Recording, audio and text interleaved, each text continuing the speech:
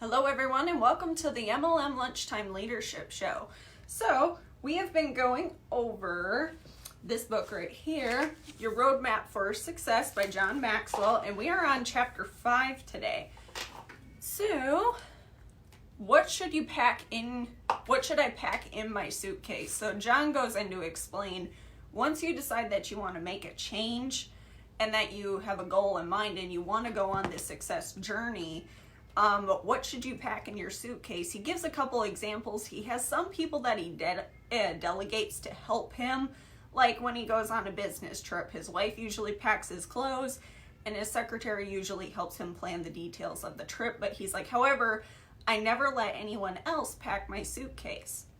So when you decide to make the change, most people do not become successful because the unsuccessful people usually use up their free time with stuff that doesn't really matter, like watching TV and just video games and just filling up their time with some silly stuff. So he's like, you need to be prepared for downtime. So when he goes on a plane, he always keeps an extra book on hand, has a lot of work to do. He's like, I'm surprised that I see these other business people on the plane who are just staring out the window and wasting time for 3 hours. Excuse me. You want to make sure that you have these things ready if you have some spare time. This is something that I actually started to do. I'm like, you know what? We have so much time in between this. Like if you're in the car, that's a great time to be listening to audios. At one time, we lived about 45 minutes away, so we listened to audios every morning and we were using up that time wisely. So what are some things that you could be doing where you're like, I have this free time here. What productive things could I be doing during this time? Oh, no problem.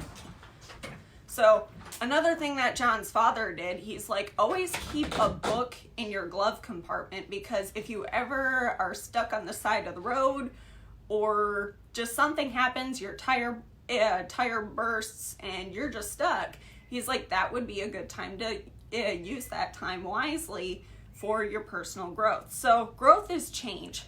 Most people would agree that growing is a good thing, but very few people themselves dedicate themselves to the process. Sorry, I couldn't quite see that there. And why is that?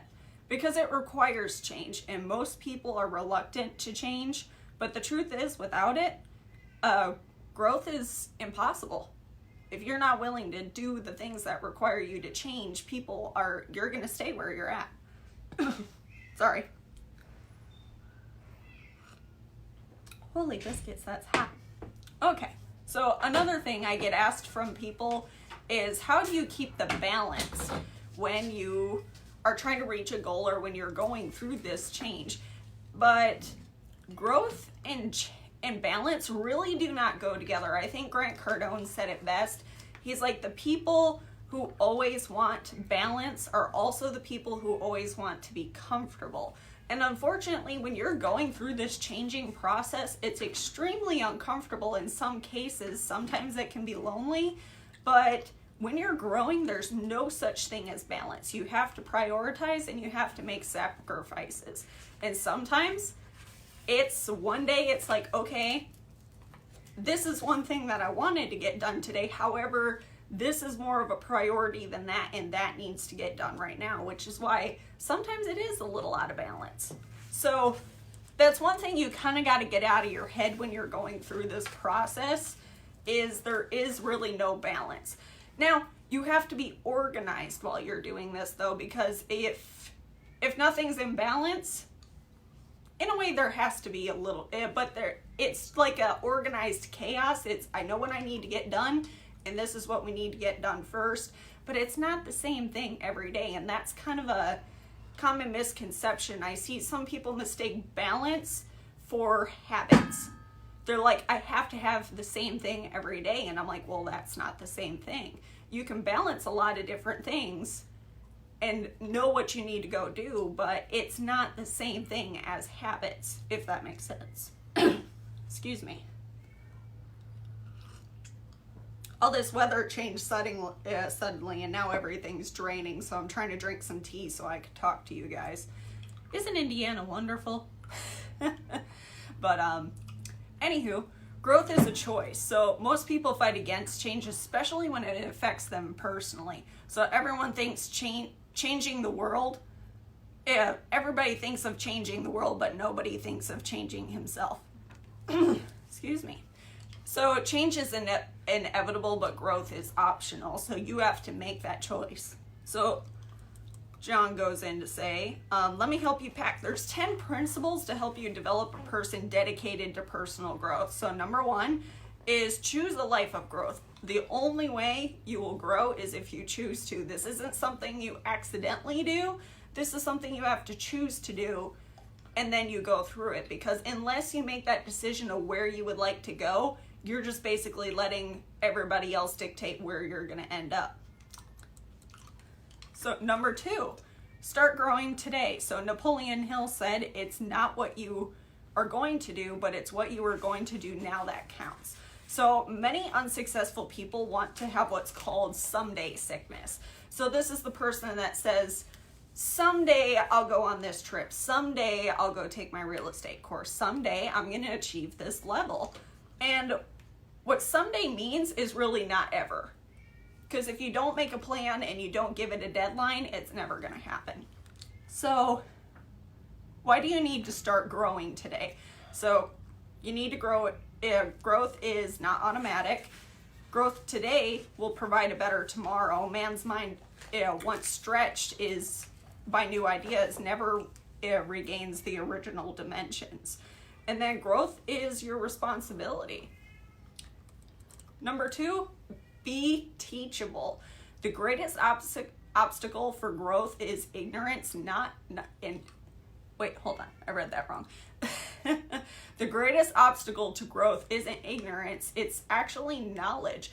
The more you think you know, the less teachable you become. And that's actually a huge danger zone for people in business, because once you get to that point where you think, oh, I know everything, I don't need to listen to you, you become unteachable, but then you could be missing out on something that you could have learned from somebody else. So that's a very dangerous one for some people. Oh, that was number 3, not number 2. I numbered that wrong. Number 4, focus on self-development, not self-fulfillment. Self-fulfillment feels really good. However, it's only good for that moment. Self-development helps you feel good.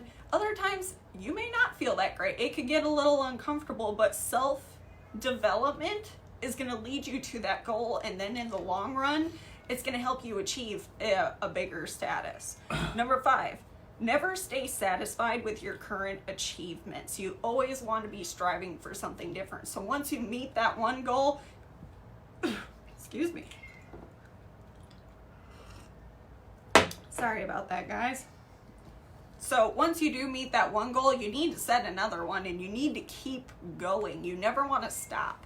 So and you'll get people that are like, why are you guys never satisfied with anything? Why don't you guys stop? Why don't you guys settle down? Why don't you guys do these things? But if you stop setting goals and trying to reach them, you're really putting a cap on your potential when you can go so much further. Number 6, be a continual learner. We talked a little bit about this yesterday. What are you reading? What are you listening to? And who are you around? So set aside a time to actually delegate what times you are actually going to be doing this. This is what I talked about earlier in the video. And then number 7, concentrate on a few major themes. So what he means by themes is, once you look at what you want to do, what are the few things that are from the heart and that you need to concentrate on. Some examples are your relationships, which determine how well you know people, your attitude, communication, leadership, and your personal growth. Give your time and energy only to the themes at the heart of your life. So things that are important to you on your journey, make sure you're setting as like, this is what I want in my family life. Jeff actually goes over this at the beginning of the year with a lot of people of, what was it, the top 100 list of goals and what you want to achieve. And there's a section for each one. So where you focus your attention will depend on your purpose and how you wish to help others and what it means for you to reach your potential. And you want to keep that focus a little narrow, because if you have a focus that's like this, you're not actually focused. You want it like right here. So I would keep it to about 4, maybe 5 things, because you also don't want to overwhelm yourself either, because if you have too many things going on, you're not going to do any of them effectively. Number 8, develop your plan for growth. A statement by Earl Nightingale said, if a person will spend 1 hour a day on the same project for 5 years, that person will then become an expert at that subject. Number 9, pay the price. We've gone over this quite a few times. It's going to be uncomfortable. Sometimes it's going to cost money. Sometimes it's going to cost time. Sometimes it's going to cost time with family. Other times it's going to be lonely, but that's the reason why so few people actually go on this journey to do these things, because it's so uncomfortable. And once that price gets too high, not very many people want to pay that price anymore. But if it were that easy, a lot of more people would be doing it. And then number 10, find a way to apply what you learn. So a couple questions that John asks each time that he reads something or if he listens to it, it's while you are learning, ask yourself these questions. Where can I use it? What can I use it? Or when can I use it? Sorry. And then who else needs to know it? These are good questions to ask. I've been writing a lot of this stuff down. I've been doing a lot of TikTok videos. Yes, I'm a TikToker. But I've been doing a lot of those short videos because I realized that I could also put them up on Instagram. And I'm like, this would be something really neat that I could teach on here and just do a short video about it. I really do it more so for myself to get me more comfortable with the camera. And as we reach out to people and as we recruit more people with our company, I want to increase my worth in a way where I want to become more valuable to the team, and I want to be a good speaker, and I want to be able to provide the information to everybody else. So that's a way that I'm practicing, and but that's the road that I'm going on. But anywho, create a growth environment.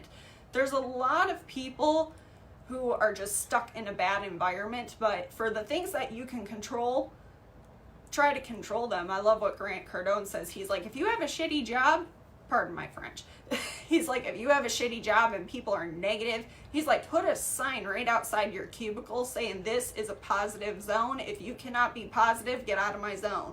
So you want to be able to keep those people at least a distance from you. If you have to work with them, always be polite, always be kind, but you want to kind of keep people out of that bubble that you have that are not really keeping that environment positive.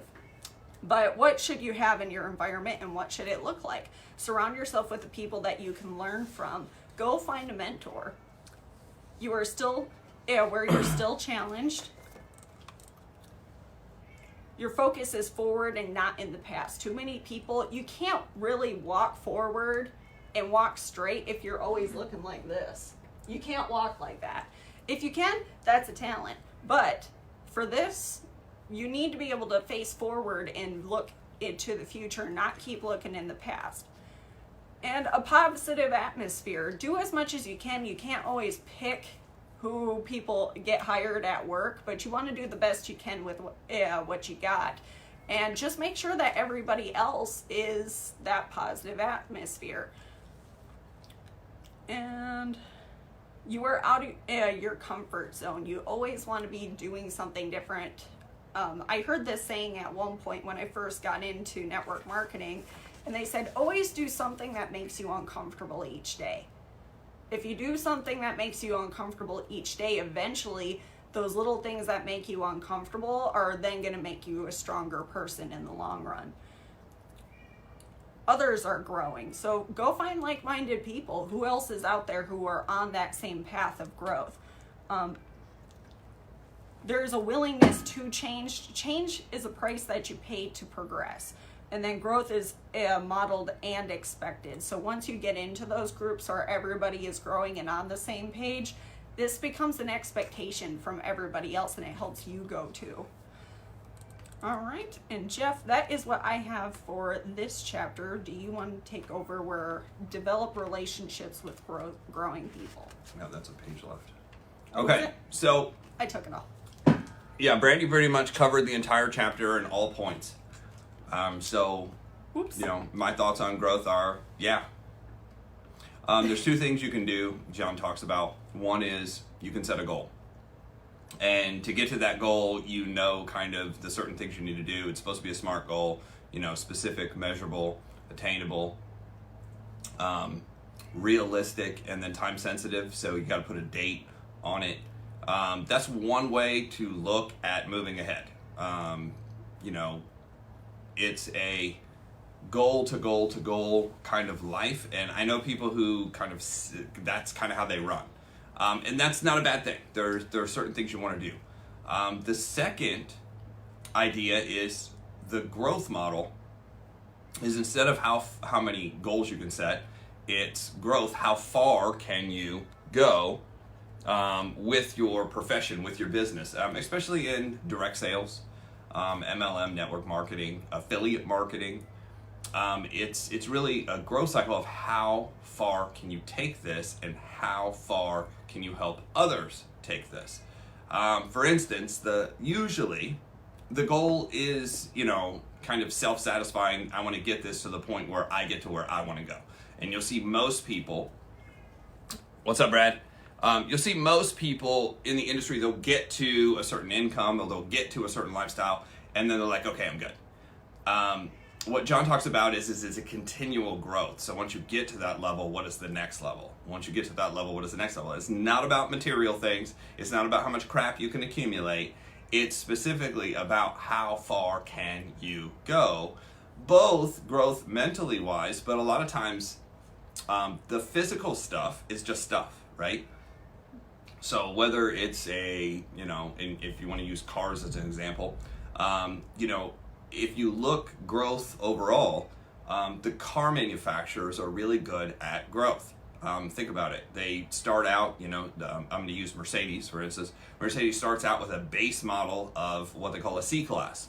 I don't know I don't know if it stands for classic or whatever. It's German. So you kind of start out with a base class model, and then you could upgrade it. The S, what is it called? Not SLS. Anyway, they have a top of the line in each class, and you can kind of go L, LS, and then there's some other designation, the AMG. And the AMG is the souped up version. So then you go from the C class to the E class, and then there's of course the S class. And most of the companies out there do this. Lexus has this in its, the upgrades. So they're kind of showing you, hey, there's a next level. And that's just a visualization of moving up. The difference is, once you get to the top level of that car, there's nothing else you can do. Probably spend more money on, items on it. But think about this in the terms of accumulation overall. A lot of people stop short of their goal. I use the example of working out. And I was listening to a guy by the name of Tom Platz. Tom Platz is a professional bodybuilder, no longer in the competition side, but he trains a lot of people, and he's known to have the best leg development in the industry. And he talked a lot about, he's like, most people stop short of the potential by a lot. And he was giving the example of squats, and he goes, most people do 10 squats at a certain weight and then they're done. And he goes, the reality is how much farther could you go? Where is your potential? And he goes, most of the time your brain will shut off somewhere around 40 to 60%. Somewhere between 40 to 60%, your brain will say, stop. It's not that you can't do more. It's just your body's like, you better reserve some energy, because your basic human instinct says you better be able to run out of here because you might get chased by something. I mean, that's just kind of built into human nature, because for obviously thousands of years, we lived outside in caves, in teepees, whatever you want to say, wherever you're, came from. But if you go back far enough, we were in caves. So you had to kind of be ready at all times to run, because you never knew if there was a bear or a wolf or, whatever is dangerous in your area. That's still built in. So your brain naturally tells the body to quit at a certain point, and we're talking about working out here, and it'll stop. But how much further could you go? So Tom Platz kind of had this group of people and said, here's what we're going to do. We're going to start doing squats, and we're going to go until you can't go anymore. And it was amazing. Like, the guy put on 225 pounds, which this guy was a big guy. He was already over 200 pounds. So it's a lot of weight, but it's not a lot of weight in powerlifting. So he's like, how many do you normally do? He's like, I don't know, like 10, 15. He goes, okay, let's just get going. And he did 10, he did 15. And he's like, all right, 20. And then he did 20. He's like, all right, 25, 30, 35, 40, 45, 50. I think he got into the 60s somewhere before he gave up. So if you kind of do the math formula on this, if he normally gave up at 15 to 20 and he could do 60 something, he was giving up a third, not even a third of what his potential is. And it's a really good example because that's what most people are doing in their life. They have the potential to do so much better, lifestyle-wise, income-wise, relationship-wise. They have the potential to do so much more. But most people are quitting at a third. They're getting basically a third of life. A third of happiness, a third of excitement, a third of joy, a third of success, a third of, fulfillment. Why? Because they're only giving a certain point. So how do you start pushing that potential? The only way I've known to push that potential is using a system. And David Bird, the guy that I worked with for about 18 months, he was a professional coach, speaker, trainer, charged $1,000 an hour. If you charge $1,000 an hour, you better get results, right? $1,000 an hour. We did 2 30-minute segments a month. And during those 2 30-minute segments, what he would do is basically said, look, your basic human instinct is going to teach you to stop at a certain point if you want to grow. So the only way to bypass your basic human instinct is to track what you're doing. And you have to create a system that tracks it and pushes it beyond the limit of where you were last time. So for instance, if you normally read 10 pages and you're tracking that you're reading 10 pages every day, the only way you're really going to get to a whole chapter is by tracking and going to the next one and the next one and the next one. And most people are like, Jeff, I don't need to do that. I can wing it. I've winged everything my whole life, which is why you're sitting exactly where you're at. But can you go way farther if you tracked it? Sure. Just think about it. If you added a page a day and you tracked that, what happens is the tracking system allows you to realize that your basic human instinct is going to say, stop, you're good, you're okay, nobody does this. And the further you stretch yourself, meaning the more chapters you read or the more pages you read per day, the more that voice comes up and is like, why are you doing this? Why are you doing this? Why are you doing that? That's your basic human instinct trying to pull you back into your comfort zone. The comfort zone is a dangerous place that most people live the majority of their life. Kathy, how are you? So that comfort zone is where most of us live, and the comfort zone pulls us back in. Now, what is that? That's your basic human instinct saying, hey, we know this area. Don't go outside this area. And if you kind of look back in history, the reason you don't want to go outside this area, and most people don't venture out, that's why most people aren't huge travelers, but everybody wants to travel. Isn't this funny? Everybody wants to travel, but when you get a chance to travel, people are scared. That's that basic human instinct going, you're comfortable where you're at, don't go there. And it'll pull you back to basically being the exact same person you always were, with the exact same habits. And this is why people, no matter how much you love to write it down, they say write your goals down every year, write your goals down, write your goals down. Why don't most people accomplish it? It's because they don't have a system that pushes them outside of their comfort zone, and they'll write down stuff they want, and that comfort zone will basically, and that basic human instinct literally is like a rope that just pulls you back into that circle. Good morning, good morning. Kathy, how are you? So that's what I got for today. A tracking system. First of all, you have to have something set, that you want to improve on. What David Bird told us is you've got to pick out something that you want to accomplish in a certain area. And, at the beginning, Brandy was talking about being out of balance. When you go to grow in a certain area, that area of life is out of balance. Now, does this mean you don't take a shower for 16 weeks? No, that's not what it means. Does it mean you don't have a relationship during that time? No, that's not what it means. It means you're out of balance in one certain area. And a lot of times you're going to have to give up to go up. John talks about this all the time.